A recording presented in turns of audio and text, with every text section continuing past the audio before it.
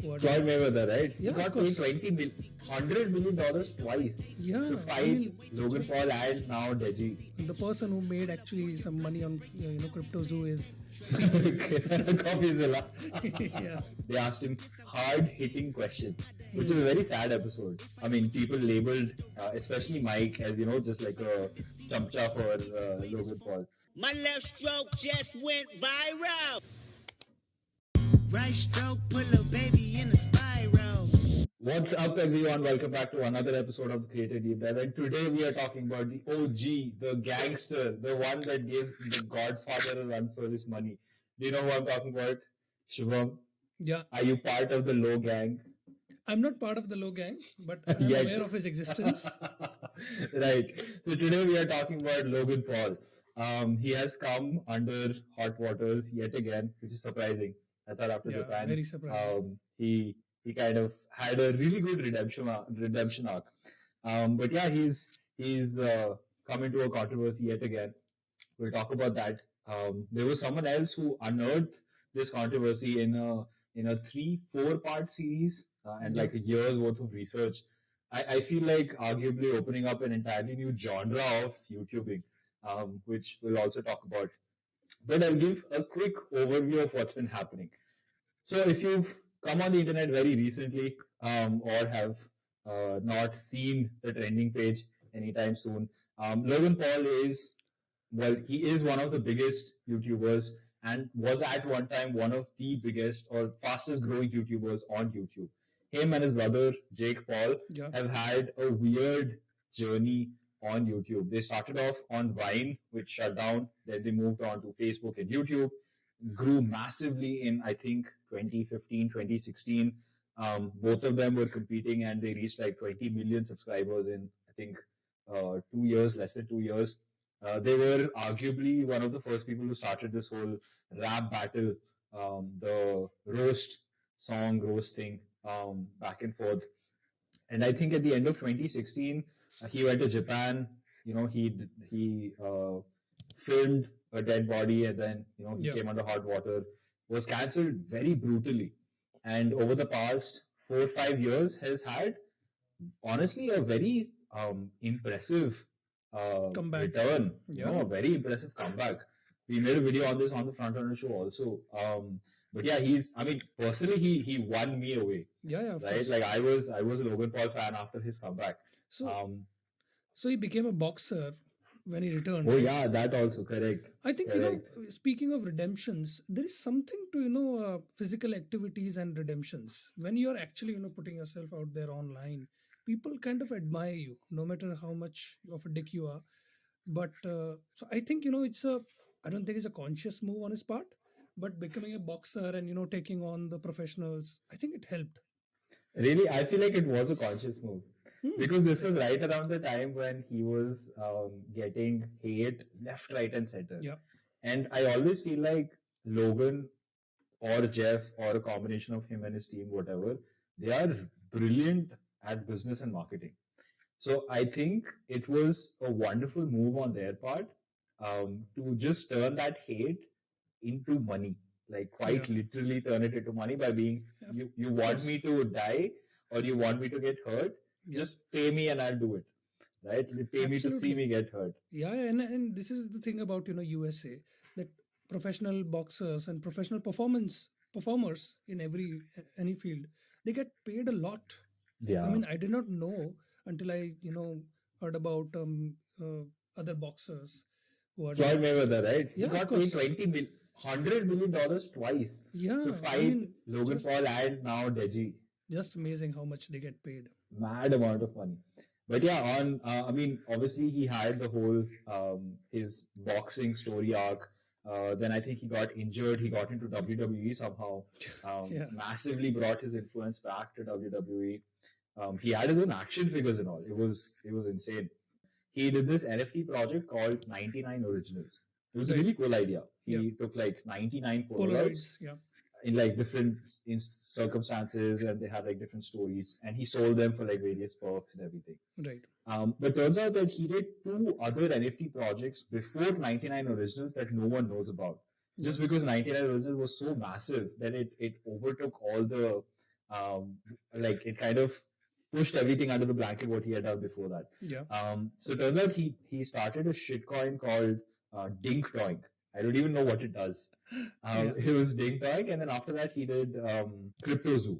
I won't go into detail, but basically it was like a thing where you hatch animals and you breed them together Yeah. to get more eggs, and it's like a play to earn game where you just play the game and you get like passive income. Yeah. Sounds fun. So Yeah. hashtag entrepreneur. In the past, I think month, there was a certain YouTuber. Enter Darth And Vader. correct. Darth Vader. Enter Darth Vader, where a certain YouTuber did a massive uncovering of the scam that went like in that Yeah. crypto zoo, Right. and he unearthed things that Logan himself did not know about. Right. Um, We're talking so about CoffeeZilla. yeah, we're Stephen. talking about coffeezilla. Yeah. Correct. He did an amazing series on him. It's kind of like live reporting from ground zero where some kind of war is taking place, and that guy just completely blew him out of the water. Right. Like, have you watched CoffeeZilla before this? Because like No. I've seen him around, but this was the first time I really like I was hooked from Yeah. the first episode. And this was one of those series that usually when people upload series on YouTube and they're really big, the engagement drops after the first one. Like the first one is really hype, Yeah. and the second, third one kind of just died down. But it was CoffeeZilla got mad traction. He got I think 7 million views on the first video. Wow. Again, like some Okay. 6 million on the second video. I think his channel increased by almost 2.5 million subscribers just because of these 4 videos, Wow. which is insane. So I think the real, the person who made actually some money on CryptoZoo is CoffeeZilla.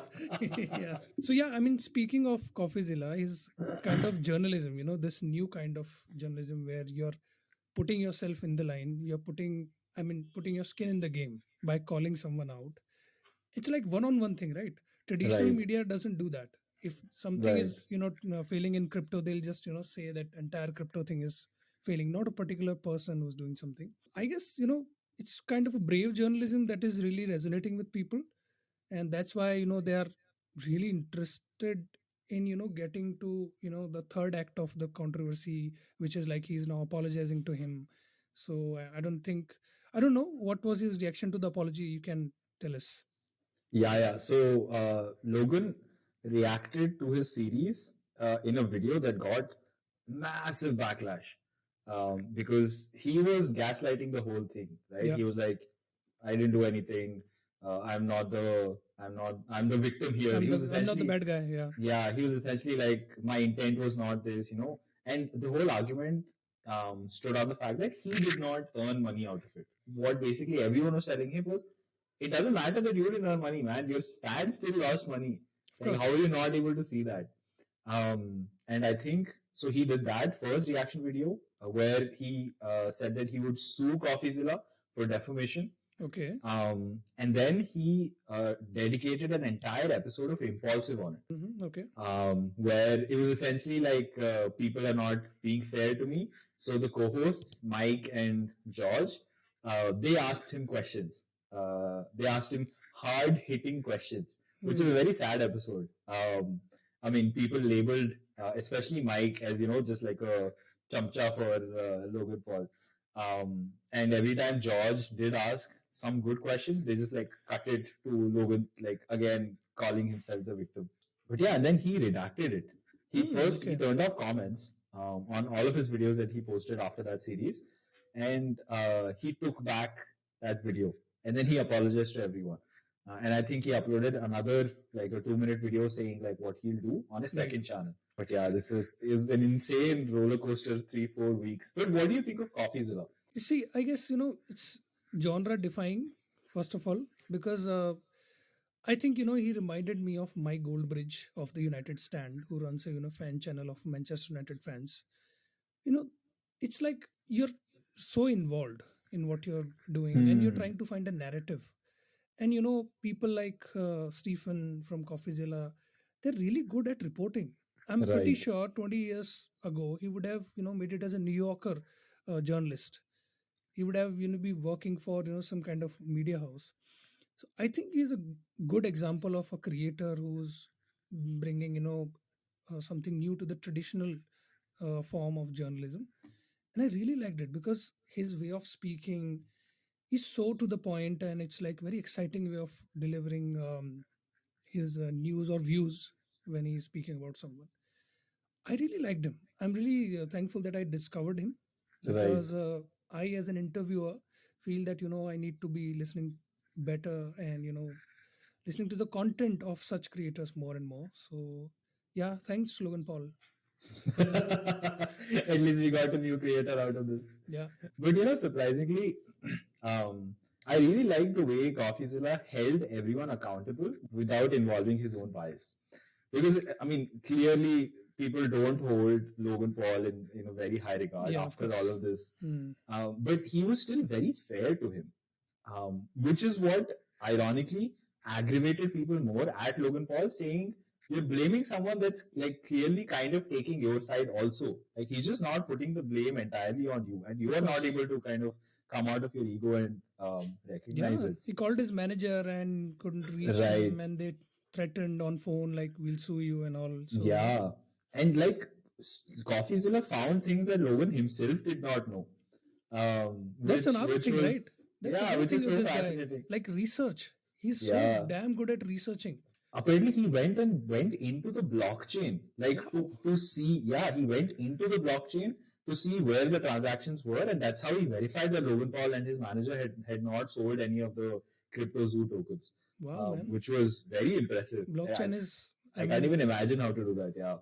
I mean, all the things that were being said about blockchain are coming true. I mean, we can trace stuff, Right. right? Right. It's amazing. But this whole thing really brings back the conversation to like the accountability that we as creators have to our audience, right? It's always audience first. And that's why people like CoffeeZilla are long-term successful. Maybe not in like the financial sense, but successful because they have the trust of the audience, right? They have like a more loyal 1002 fans than a Logan Paul. Of course. But Because now I don't Yeah. I don't hold Logan Paul in the same high regard that I of course did not. But after his Japan thing. But I mean, I don't think Logan Paul can even spell accountability. If you ask him spelling, I don't think he can. Right. So, I mean, you're right when you say that CoffeeZilla may have true 1,000 fans, but the scale of Logan Paul's stardom is so big that he also has true fans who are being ripped off in the name of these projects like CryptoZoo. So I think someone has to make him accountable. Somebody should step in, somebody who is close to him, or otherwise, I mean, it's a big scale. If it's a big scale thing, the US government will step in itself. Right. But such people need to be given a training sort of thing on accountability, I guess. I feel like there should be a website where you can look up each creator and just see what they have done in their life so far. Their Like an accountability online meter. resume. Yeah. Just be like, oh, Logan Paul, Japan, like minus 100 points. Or he did something else, like plus 1,000 points, whatever. So, like, when you discover someone new, and that's another thing about YouTube, right? There's so much content that people just don't know. Like, if you started following Logan Paul in the past year, you would love him. And you would not have any idea what people are talking about when they say, oh, something happened in Japan, or, Yeah. something happened with CryptoZoo, or whatever else that he did during his Vine or Facebook days. And I feel like that's another way how creators can just like not do anything Yeah. and wait for it to all blow over, which is kind of what he did with 99 Originals also, right? Like, Of course. the scale of that project was so big that it just overshadowed everything else. Yeah. And I think, at the end of the day, such controversies end up helping you. I mean, I'm talking about Logan Paul. More and more people will know Logan Paul. Get to know about More him, right? scrutiny will come from the mainstream as well. So, I mean, it's a not exactly a win-lose situation for Logan Paul. I would still say win some and lose some kind of situation. No, makes sense. Cool. I think this was a great episode. Yeah. Thank you so much for watching, guys. This was I don't know which episode it was for the Creator Deep Dive. Yeah, we're I drunk think on it was Creator Deep Dive. yeah, 10th or 11th. I will link a few other episodes that we have done previously. And please subscribe to our channel if you like this. We upload a video every Sunday, and we shall see you in the next episode. Peace.